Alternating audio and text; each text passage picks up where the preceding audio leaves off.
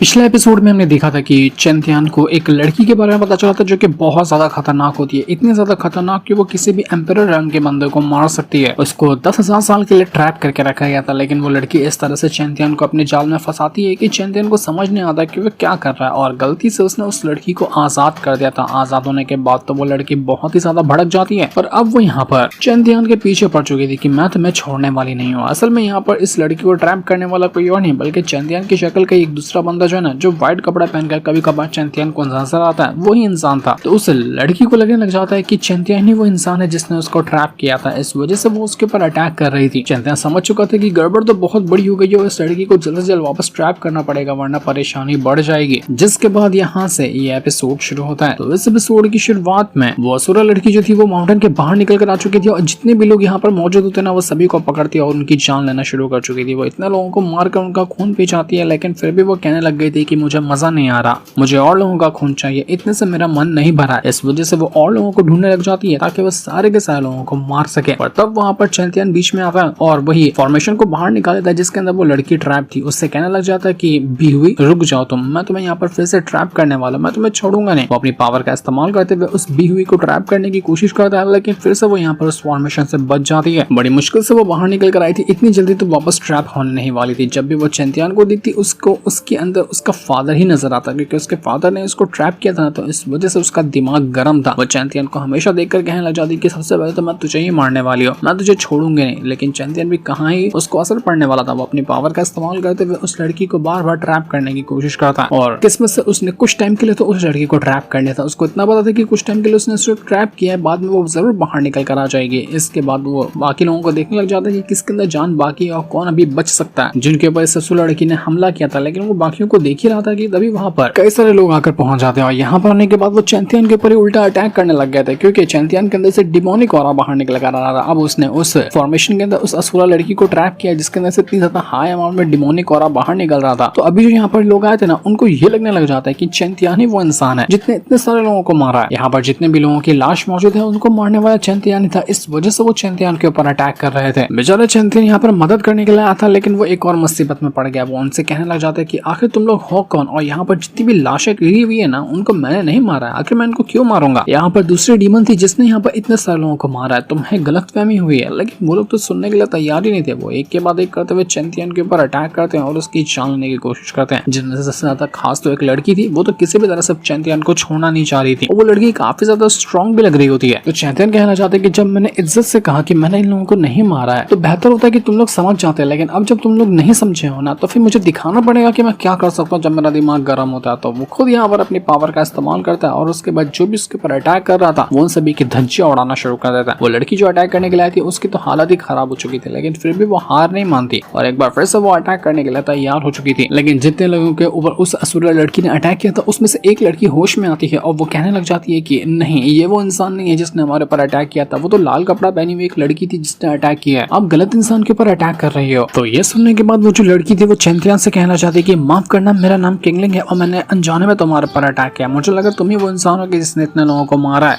लेकिन अब जब मुझे मेरी गलती का एहसास हो चुका है तो मैं तुमसे माफी मांगना चाहती हूँ। वैसे मैं तुमसे पूछना चाहती हूँ कि आखिर तुम यहाँ पर आए कैसे, तुम्हें यहाँ पर किसने भेजा है और तुम क्यों यहाँ पर आए थे। तो चेंतियान कहता है कि वो तो मुझे भी नहीं पता कि मैं यहाँ पर कैसे आया हूँ, लेकिन मैं सीक्रेट रैम के अंदर गया था और वहाँ पर वो जगह डिस्ट्रॉय हुई ना, तो उसके बाद मैं डायरेक्ट वहाँ से यहाँ आकर पहुंच गया। मैं खुद यहाँ का मेंबर नहीं हूँ, लेकिन मुझे अपने सेक्टर में वापस जाना है। मेरा सेक्टर जो है ना वो हेवनली माउंटेन के पास है। तो ये सुनकर वो लोग कहना चाहते हैं कि हेवनली माउंटेन, इसके बारे में तो हमने कभी नहीं सुना है। किंगलिंग तो चेंतियान से कहने लग जाती है कि देखो तुम यहाँ के नहीं हो ना, तो यहाँ से चले जाओ। अगर वो डीमन वापस से आती है जो असुरा लड़की है वो, तो हमें फर्क नहीं पड़ता, हम उसको हैंडल कर लेंगे, क्योंकि वो काफी टाइम से हमारे इलाके के अंदर ही ट्रैप थी, तो हमारी ही जिम्मेदारी बनती है उसको रोकने की अगर वो दोबारा से आती है तो। इसलिए तुम अपने ऊपर बोझ मत उठाओ और जहाँ से आए हो वहाँ से वापस चले जाओ और हमें हमारे हाल के ऊपर छोड़ दो, वरना तुम्हारे ऊपर ही मुसीबत आने वाली है। पर दूसरी लड़की जिसकी जान यहाँ पर चेंतियान ने बचाई थी उस असुरा लड़की से, वो यहाँ पर चेंतियान को एक कमरे के अंदर लेकर आती है और उससे कहना चाहती है कि चेंतियान आपको फिक्र करने की जरूरत नहीं, आप यहाँ पर आराम से कुछ टाइम के लिए रह सकते हैं। यहाँ पर थोड़ा मैटर बिगड़ा हुआ चल रहा है ना, इस वजह से सभी लोग टेंशन में और कोई भी नहीं चाहता कि बाहर का कोई इंसान आकर हमारे मामले में दखलंदाजी करे। इस वजह से आपको इस तरह से यहाँ से जाने के लिए कहा जा रहा है, लेकिन आपको फिक्र करने की जरूरत नहीं है, आपने हमारी जान बचाई है तो मैं यहाँ पर आपका ख्याल रखूंगी और आपको अच्छे से ट्रीट करूंगे। उसी के साथ साथ आपको हम लोगों की टेंशन लेने की जरूरत नहीं है। अगर भी हुई वापस से लौट कर आती है ना, तो हमारे पास कई सारे ऐसे कल्टीवेटर हैं जो कि काफी ज्यादा स्ट्रॉन्ग है और वो काफी हो जाएंगे उस बी हुई का मुकाबला करने के लिए, तो वो हमारा कुछ नहीं बिगाड़ सकती। इसलिए आप बिना मतलब के टेंशन मत लीजिए।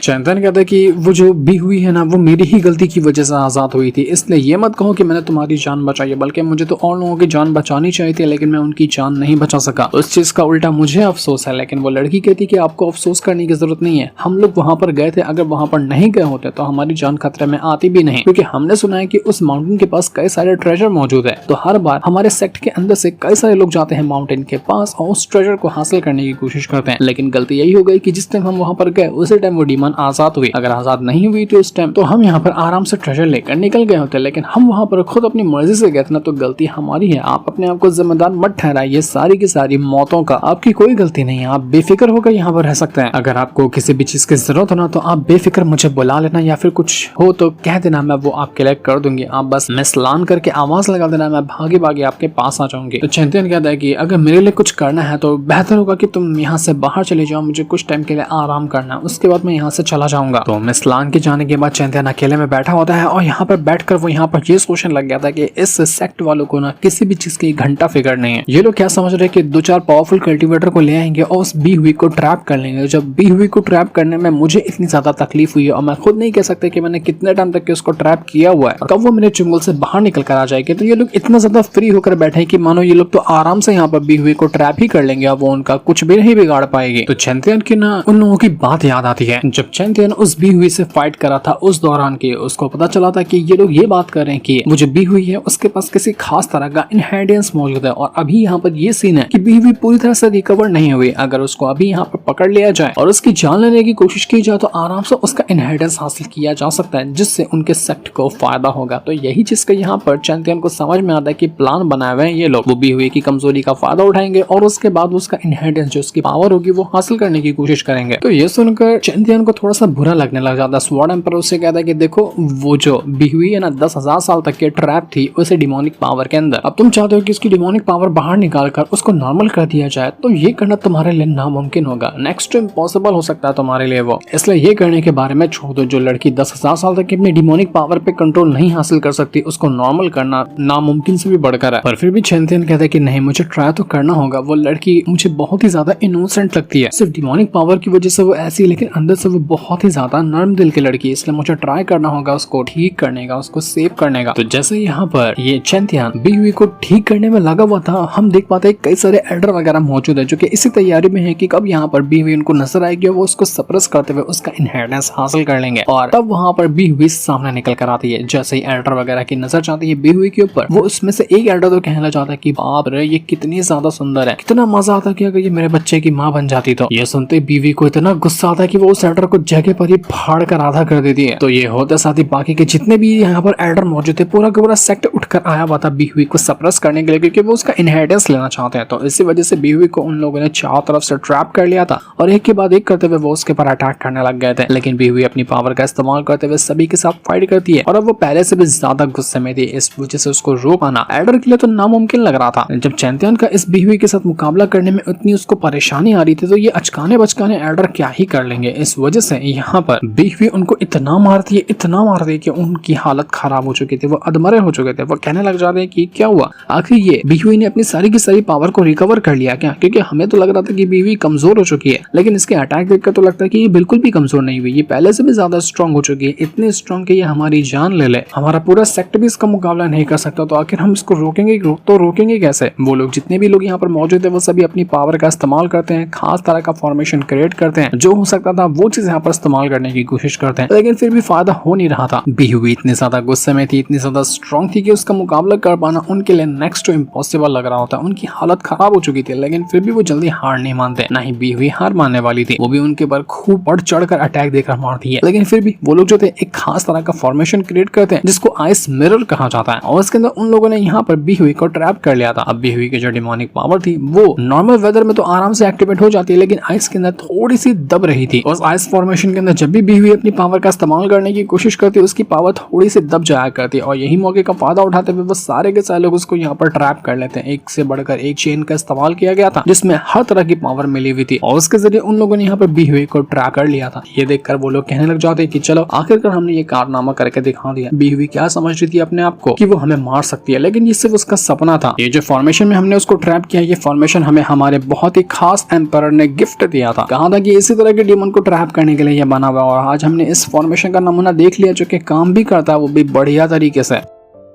लेकिन ये घटिया ठरकी एल्डर अभी भी अलग ही नशे में थे। वो लोग कहना चाहते हैं कि इस बी हुई ने ना हमारे सेक्ट के कितने सारे डिसाइपल को मारा है, जिससे हमारे सेक्ट में पॉपुलेशन की कमी हो गई। तो हम चाहते हैं कि हम सब के एल्डर जहाँ पर मौजूद है ना, सबको एक एक मौका मिले इस बी हुई से बच्चे पैदा करने का। कम से कम 15-20 बच्चे तो पैदा करके दे ये बी हुई, ताकि हमारी जो पॉपुलेशन है जो कम हुई है वो वापस से पहले जैसी हो जाए। ये साले बुड्ढे एल्डर कभी नहीं सुधरेंगे। लड़की देखते साथ ही इनका अलग ही नशा चढ़ गया था इनको। वो सभी यहाँ पे बी हुई का मजाक उड़ाते थे कि देख, पहली रात मैं इसको लेके जाऊंगा, अगली रात तू लेके जाना। वैसे भी हमारे सेक्ट के अंदर बहुत सारे मर्द मौजूद हैं जो कि इसी तरह के नशे में एनी टाइम पड़े रहते हैं, तो सबको यहाँ पर मजे करने का सामान मिल जाएगा। खूब मजे ले रहे थे, खूब मजाक उड़ा रहे थे वो यहाँ पर उस बी हुई का। और जो सारी की सारी बातें बी हुई ना वहाँ पर खड़े खड़े फॉर्मेशन के अंदर तो ट्रैप थी लेकिन सुन रही थी, और इस वजह से उसको इतना गुस्सा आ रहा था कि मानो वो पूरा इलाका डिस्ट्रॉय कर देगी। वो कहने लग जाती कि इतनी गंदी सोच रखने वालों को इस दुनिया में एक भी अगली सांसें लेने का कोई हक नहीं है, मैं सबको यहाँ पर खत्म कर दूंगी। और जैसे उसने अपनी पावर को एक्टिवेट किया, जिस फॉर्मेशन के अंदर उस एल्डर ने उसको ट्रैप किया था, लिटरली वो फॉर्मेशन एक बार के अंदर टूट जाता है। वो फॉर्मेशन की वजह से एल्डर खुशी मना रहे थे कि अब तो हम यहाँ पर बी हुई के मजे लेंगे, लेकिन अब बी हुई उनकी मजे लेने के लिए तैयार थी। वो फॉर्मेशन से आजाद हुई और अब यहाँ पर उसको रोकने वाला कोई भी यहाँ पर नहीं था। बी हुई इस बार पहले से इतनी ज्यादा गुस्से में थी कि अब तो यहाँ पर उसको रोकना और ज्यादा मुश्किल होगा। यहाँ तक कि इन लोगों ने उसको इतना गुस्सा दिला दिया था कि चैंटियन भी अब यहाँ पर आराम से उसको नहीं रोक पाएगा, ना ही उसको वो कंट्रोल कर पाएगा। दिक्कत तो बहुत ज्यादा बढ़ गई थी चैंटियन के लिए भी और इन एल्डर के लिए तो मतलब कि जान का खतरा बना हुआ था कि अब तो यहाँ पर बस ये लोग खत्म ही है। जो उन्होंने बातें कही हैं बी हुई उनको